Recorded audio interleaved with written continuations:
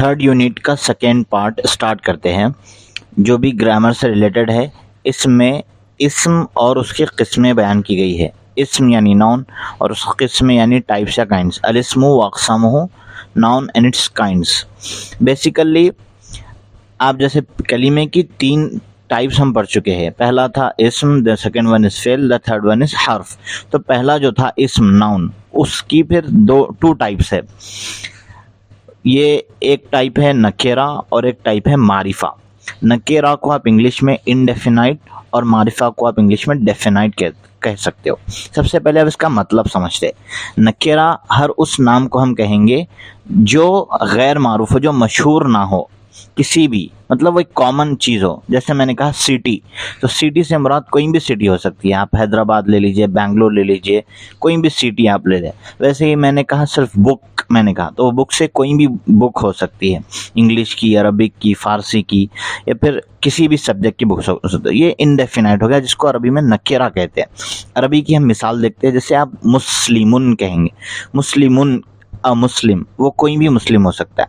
वैसे ही आप कहेंगे मुहंदिसुन, इंजीनियर, इंजीनियर मीन्स वो कोई भी इंजीनियर हो सकता है। वैसे ही बहुत सारी मिसालें आपको मिल जाएंगी। इसके अपोजिट दूसरी किस्म जो है वो है मारिफा, जिसको आप इंग्लिश में डेफिनाइट कहते हैं। डेफिनाइट का मतलब एक पर्टिकुलर, एक ख़ास, एक स्पेसिफिक नाम को हम बोलते हैं। जैसे हैदराबाद, हैदराबाद एक ख़ास सिटी का नाम है। वैसे अमेज़न एक फॉरेस्ट, एक ख़ास फॉरेस्ट का नाम है। वैसे ही आप कह ले कोई कंट्री का नाम, ऑस्ट्रेलिया एक ख़ास कॉन्टिनेंट का नाम है। किताब में अगर आप मिसालें पढ़ेंगे तो उसमें है मुस्लिम। नकेरा में आपने पढ़ा था मुस्लिमुन। अगर नकेरा को मारिफा बनाना है तो उसका सब में बेसिक और आसान तरीका ये है कि उससे पहले आप अलिफ लाम अल को ऐड कर देंगे। जैसे मुस्लिमुन नकेरा हो गया, अलिफ लाम आप ऐड कर दीजिए, अल मुस्लिमु, ये मारिफा हो गया, डेफिनाइट हो गया। वैसे ही मुहंदिसुन नकेरा हो गया, इनडेफिनाइट। अगर इसको डेफिनाइट और मारिफा बनाना हो तो आप अलिफ लाम ऐड कर देंगे और आप बोलेंगे अल मुहंदिसु। इस तरह बहुत सारी मिसालें हैं। अब चलिए इस्म की और दूसरी किस्मों को देखते हैं। हमने अभी जो देखा है वो डेफिनाइट और इनडेफिनाइट होने के लिहाज से देखा है कि कौन सा नाम डेफिनाइट और कौन सा इनडेफिनाइट, और वो कब और कैसे होता है। अब हम जो किस्म देखने वाले हैं वो भी नाउन की ही किस्म है, नाउन का ही टाइप है, लेकिन इसमें हम कंसीडर करेंगे जेंडर को। ये जेंडर बेस्ड टाइप है, ऐसा आप इसे कह सकते हैं। कि जैसे बेसिकली सबको पता होता है कि जेंडर 2 है, एक रहता है मुज़क्कर अरबी में और एक मुअन्नस। मुज़क्कर यानी मेल, मुअन्नस यानी फीमेल। तो अरबी में जब नाउन लिखा जाता है तो अब उसे मुज़क्कर यानी मेल और मुअन्नस यानी फीमेल के नाम में कैसे डिस्टिंग्विशन और कैसे डिफरेंस को आप जानेंगे। तो उसके लिए सबसे बेसिक इजी क़ायदा ये है कि अरबी में मेल के नाम के आगे गोलता नहीं लिखी जाती, इसके बरखिलाफ़ मुअन्नस के नाम में गोलता लिखी जाती है। तो बेसिक क़ायदा यही है कि अगर किसी नाम में, किसी नाउन में आपको गोलता लिखी हुई दिखे तो आप समझ जाइए कि वो मुअन्नस का नाम है। अगर नहीं है तो आम तौर पे जनरली ऐसा होता है कि वो मुज़क्कर का नाम होता है। जैसे मिसाल के तौर पे किताबुन आपने कहा, कलमुन आपने कहा, तो ये किताबुन और कलमुन में लास्ट वर्ड, लास्ट लेटर इनका गोलता नहीं है। तो इसका मतलब ये हुआ कि ये मुज़क्कर मेल का नाम है।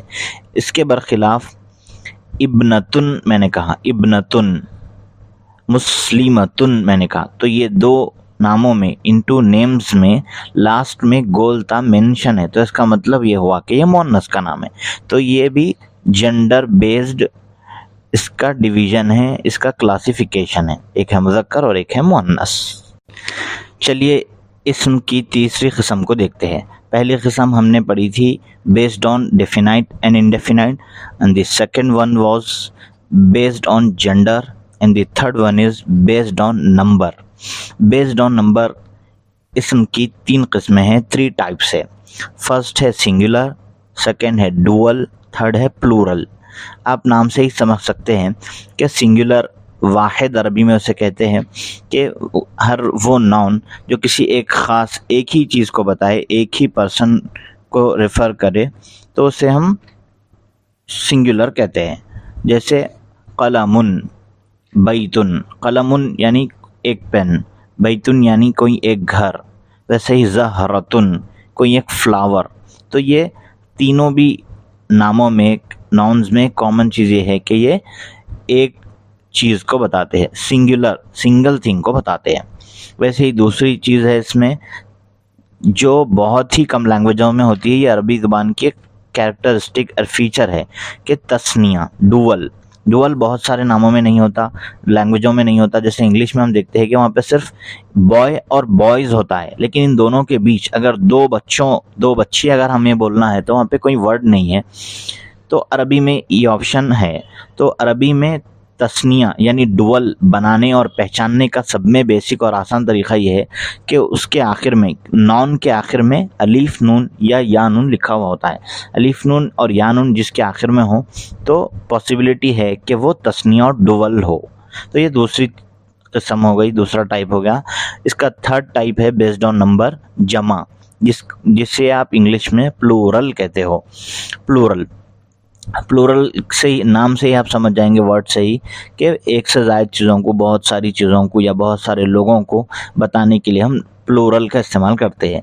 अब रहा ये सवाल कि अरबी में प्लूरल को पहचाने कैसे और बनाए कैसे, तो उसका कोई ऐसा क़ायदा मेंशन नहीं है। उसके लिए आपको डिक्शनरी में ही देखना पड़ेगा। डिक्शनरी में देखने के बाद ही आप समझ सकते हैं कि कोई भी वर्ड का प्लूरल क्या होता है। Stay connected with us. Thanks for listening.